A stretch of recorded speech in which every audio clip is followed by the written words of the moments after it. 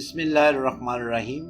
Welcome to learn line में खुश आमदीद। हम पढ़ रहे हैं माइक्रोसॉफ्ट ऑफिस और स्पेसिफिक माइक्रोसॉफ्ट वर्ड का आज 8वां लेक्चर।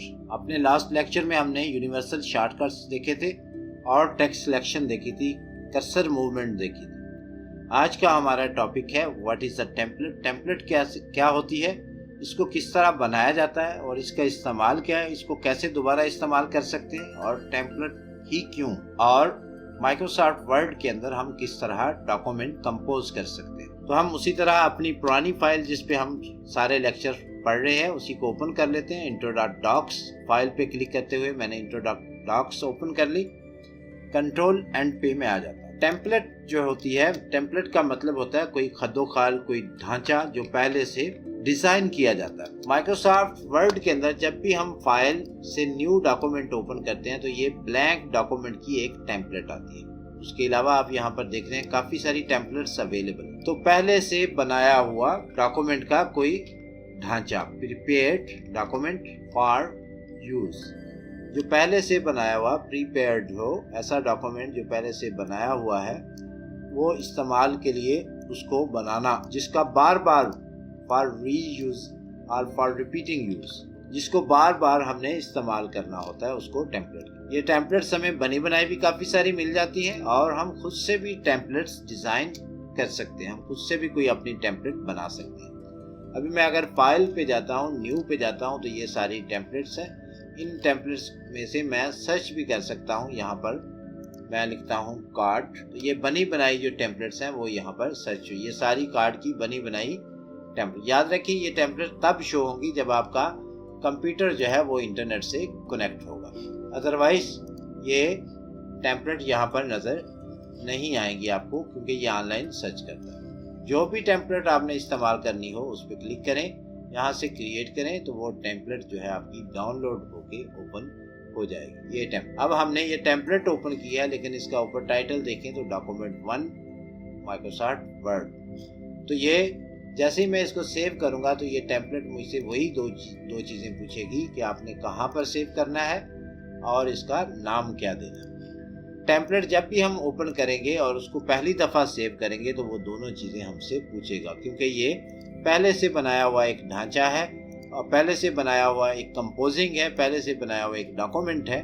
जो हमें सेव करने पर हमसे पूछेगा कि आपने इसको किस नाम से सेव करना है। यानी टेम्पलेट खुद एक डॉक्यूमेंट नहीं बल्कि एक खद्दोखाल है, एक पहले से कंपोज शुदा एक खाली चीज है। उसके अंदर जब हम फिलिंग करेंगे उसको सेव कर सकते हैं। अच्छा, ऐसा डॉक्यूमेंट जो बार बार हम बनाते हैं उसकी टेम्पलेट बना के रख लेने से बड़ा फायदा होता है कि आप उसमें हर दफा आप उसमें नाम चेंज करें, डेट चेंज करें और उसको सेव कर लें, तो आपका वो डॉक्यूमेंट रेडी हो जाता है। मिसाल के तौर पे यहाँ पर मैं लेता हूँ एक नया डॉक्यूमेंट और यहाँ पर मैं कोई ऐसे ही लिख देता हूँ कि यहाँ एक फॉर्म है जिसके अंदर मुझे उसका नाम लेना है, बंदे का ईमेल लेनी है और मोबाइल नंबर लेना है। अब मैं यहाँ पर लिखता हूँ नेम, कुछ भी लिख लेता हूँ, ईमेल यहाँ पर, और मैं यहाँ पर उसका कोई भी ऐसे सेल नंबर लिख, इसको मैं सेव करता हूँ। अब दोबारा मुझे किसी और बंदे की ये इन्फॉर्मेशन इसी डॉक्यूमेंट के अंदर सेव करनी है। यहाँ आप यूँ समझ लें कि ये एक एप्लीकेशन है जिसके अंदर ये 3 चीज़ें तब्दील होती हैं। हर बंदे के लिए ये 3 चीज़ें तब्दील होती हैं। तो मैं क्या करूँगा, मैं एक टेम्पलेट डिज़ाइन कर लूँगा जिसमें मैं नाम नहीं टाइप करूँगा, नेम की, ईमेल की और सेल नंबर। इसी तरह और भी कोई मुझे इन्फॉर्मेशन चाहिए वो, या मैं इसी डॉक्यूमेंट के ऊपर कोई फॉर्म क्रिएट कर लेता हूँ, उसमें काफ़ी सारी इन्फॉर्मेशन मुझे चाहिए हो, या इसी डॉक्यूमेंट के ऊपर मैं CV की एक टेम्पलेट बना लेता हूँ। तो जब मैं CV की टेम्पलेट बना लेता हूँ तो उस सूरत में भी मुझे यहाँ पर उसके अंदर जो उसकी क्वालिफिकेशन वगैरह चेंज करनी है करके तो मेरे वो डॉक्यूमेंट रेडी हो सकते हैं। तो इसको टेम्पलेट बनाने के लिए मुझे यहाँ पर पहले मैं ये डिलीट करता हूँ जो मैंने सेव किया था ये चीज़। अब मैंने अभी तक इसको सेव नहीं किया, मैं यहाँ पर जाता हूँ सेव एज और यहाँ पर ब्राउज करता हूँ। अब मुझे ये सेव कहाँ पर करनी है, टेम्पलेट को सेव करने के लिए आप जाएंगे सी के अंदर, यूज़र, और यहाँ पर जिस यूज़र से आप लॉगिन है वहाँ पर, उसके बाद आप ऐप डाटा यहाँ पर, और उसके बाद आप यहाँ पर चले जाएंगे और उसके अंदर जाके आपने सर्च करना है टेम्पलेट्स माइक्रोसॉफ्ट, और माइक्रोसॉफ्ट के अंदर फिर टेम्पलेट्स। तो आपने जाना है यूज़र के अंदर, यूज़र में जिससे आप लॉगिन है वहाँ पर जाकर आपने ऐप डाटा, ये याद रखिए ये जो ऐप डाटा है ये हिडन फोल्डर है। अगर ये फोल्डर नज़र नहीं आ रहा तो आपने क्या करना है, इसको पहले शो करवाना है। शो करवाने के लिए आप कोई भी फोल्डर ओपन कर ले। फोल्डर ओपन करने के बाद व्यू के टैब पर क्लिक करें, यहाँ ऑप्शन और change folder and search option पे क्लिक करें और यहाँ पर अगर आप देखें व्यू के अंदर तो यहाँ पर है show hidden files folder and drives. यहाँ शो पे क्लिक करके इसको अप्लाई कर दें। मेरा ऑलरेडी शो है और इसे ओके कर दें। अब जो आपकी कंप्यूटर की छुपी हुई फाइलें हैं वो भी आपको नज़र आएगी। तो ये फोल्डर आपको सामने नज़र आएगा। इसके बाद आपने इसमें चले जाना है रोमिंग के अंदर। रोमिंग के अंदर आपने सर्च करना है माइक्रोसॉफ्ट को ओपन करने के बाद आपने यहाँ पर देख लेना है टेम्पलेट्स का एक फोल्डर बना हुआ है। इस टेम्पलेट्स के फोल्डर के अंदर जाके आपने अपनी टेम्पलेट्स सेव करनी है। सेव करने से पहले आपने यहाँ पर सेव एज टाइप में जाना है। यहाँ पर जाके आपने सेलेक्ट करना है वर्ड टेम्पलेट। तो वर्ड टेम्पलेट यहाँ पर आप उसका कोई भी नाम दे सकते हैं। मैं यहाँ पर नाम देता हूँ फॉर्म 1 और इसे कर देता हूँ सेव। अब ये फॉर्म 1 की जो मेरी टेम्पलेट्स है ये इस पीसी के अंदर सेव हो चुकी है। मैं इस डॉक्यूमेंट को क्लोज करता हूँ, यहाँ पर जाता हूँ, न्यू के ऊपर जाता हूँ तो अब यहाँ पर देखिए काफ़ी सारी टेम्पलेट्स आ रही हैं। तो यहाँ पर मैं जाके पर्सनल के ऊपर अगर क्लिक करता हूँ तो यहाँ पर देखें फॉर्म 1 की टेम्पलेट्स अवेलेबल हो चुकी है इसी लिस्ट के अंदर। ये यहाँ पर इसको मैं क्लिक करूँगा तो ये पहले से टाइप होके मेरे सामने आ जाएगा। मैं नाम लिखता हूँ यहाँ पर,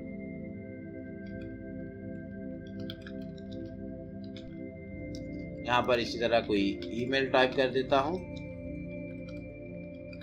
इसी तरह यहाँ पर कोई नाम टाइप कर देता हूँ, कोई नंबर टाइप कर देता हूँ और इसको मैं जैसे ही सेव करूँगा कंट्रोल एस प्रेस करते हुए तो ये मुझसे वही 2 चीज़ें मांगेगा कि आप इस फाइल का नाम क्या देना चाहते हैं और इसकी लोकेशन क्या देना चाहते हैं। ये इसको मैं सेव कर लूँगा। सेव करने के बाद मैं दोबारा यहाँ पर जाता हूँ। इसको मैं फिलहाल ऐसे ही सेव कर देता हूँ। अब ये देखें यहाँ पर इसका name.docs आ गया। इसको मैं बंद कर देता हूँ। बंद करने के बाद अब मैं दोबारा वही टेम्पलेट ओपन करना चाहता हूँ तो मैं न्यू पे जाऊँगा। यहाँ पर जाके नीचे पर्सनल पर आऊँगा तो फॉर्म की टेम्पलेट उसी तरह खाली मेरे सामने ओपन हो जाएगी। टेम्पलेट बनाने का फ़ायदा ये होता है कि इसमें गलती नहीं होती। मसलन अगर आप उसी डॉक्यूमेंट को खोल के उसमें तब्दीली करेंगे तो हो सकता है आपने नाम तो तब्दील कर दें, ईमेल आप भूल जाएं या सेल नंबर चेंज करना भूल जाएं तो उसमें गलती हो सकती है। और अगर आपने टेम्पलेट बनाई हुई है तो जाहिर सी बात है जब आप उसको ओपन करेंगे तो वो इस तरह ब्लैंक डॉक्यूमेंट की तरह ओपन होगी तो उसमें आपको नए सिरे से ये सारा टेक्स्ट फिल करना पड़ेगा। तो ये टेम्पलेट है।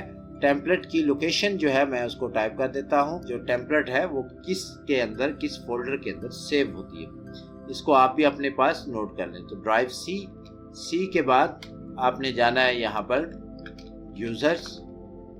उसके बाद आपने जाना है लॉगिन यूजर जो भी होगा उसके नाम से जो फोल्डर होगा उस पर आपने क्लिक करना है। उसके बाद आप चले जाएंगे ऐप डाटा के बाद आप फिर यहाँ पर आ जाएंगे रूमिंग के बाद माइक्रोसॉफ्ट के अंदर फिर टेम्पलेट्स। तो ये सारा एड्रेस जो है मैं इस तरह टाइप कर देता हूँ। यहाँ पर आपको कॉपी पेस्ट कर देता हूँ ताकि आप इसको नोट कर लें। तो ये यूजर्स, ये लॉगिन जो बंदा है उसका नाम, यहाँ पर ऐप डेटा, यहाँ पर रूमिंग, माइक्रोसॉफ्ट और टेम्पलेट। तो इसके अंदर जाके आप जब भी इसको और फिर आपने क्या करना है उसकी सेव फाइल टाइप भी चेंज करनी है। File type should be template. जैसे ही आप इसको सेव एज करेंगे तो आपने यहाँ पे जाके फाइल टाइप के अंदर वर्ड टेम्पलेट चूज कर लेना है।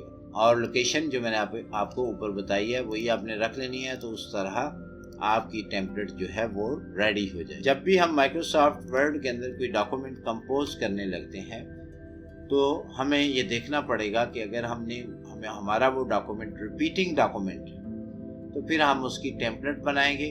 और अगर वो रिपीटिंग डॉक्यूमेंट नहीं है, एक ही दफ़ा हमने कंपोज करना है, यूज़ करना है, बनाना है, तो फिर हम उसको एज अ डॉक्यूमेंट बनाएंगे। टेम्पलेट उस सूरत में हम बनाएंगे जब हम जो है बार बार उस डिज़ाइन को या बार बार मुख्तलिफ डिज़ाइंस को हम यूज़ करना चाहते हैं तो हम 8-10 डिज़ाइंस की टेम्पलेट बना सकते हैं। मसलन एक बंदे की दुकान है और वो बैठा हुआ है और वो जस्ट सीवी टाइप करता है, मुख्तलिफ लेटर टाइप्स करता है, लोगों को सर्व कर रहा है, तो वो सीवीज की अगर 20 टेम्पलेट्स बना के अपने पास रख लेगा मुख्तलिफ डिज़ाइन की, तो जब भी कोई बंदा आएगा सीवी बनवाने के लिए तो वो उसको डिज़ाइन दिखा के पूछ लेगा किस डिज़ाइन के अंदर आपने बनवानी है, ये डिज़ाइन मेरे पास अवेलेबल है। या फिर कोई एप्लीकेशन अगर वो लिखता है तो वो उसको दिखा सकता है ये एप्लीकेशन पैटर्न मेरे पास पड़े हुए हैं, आपने कौन सी बनवानी है, उसमें जस्ट उसकी इंफॉर्मेशन चेंज करेगा तो वो डॉक्यूमेंट रेडी हो जाएगा। तो उस सूरत में पहले से वो टेम्पलेट्स बना के रख लेगा। तो आज के लिए इतना ही। आज हमने देखा टेम्पलेट्स क्या होती है, इसको किस तरह बनाते हैं और इसका इस्तेमाल क्या है, और डॉक्यूमेंट कंपोजिंग करते वक्त हमें किसकी सिलेक्शन करनी चाहिए, टेम्पलेट बनानी चाहिए या डॉक्यूमेंट बनाना चाहिए, वो भी मैंने आपको बता दिया कि रिपीटिंग डॉक्यूमेंट की टेम्पलेट बनेगी और सिंगल यूज़ के लिए हम डॉक्यूमेंट कंपोज करेंगे। मिलते हैं अपने अगले लेक्चर में, तब तक के लिए अल्लाह हाफ़िज़।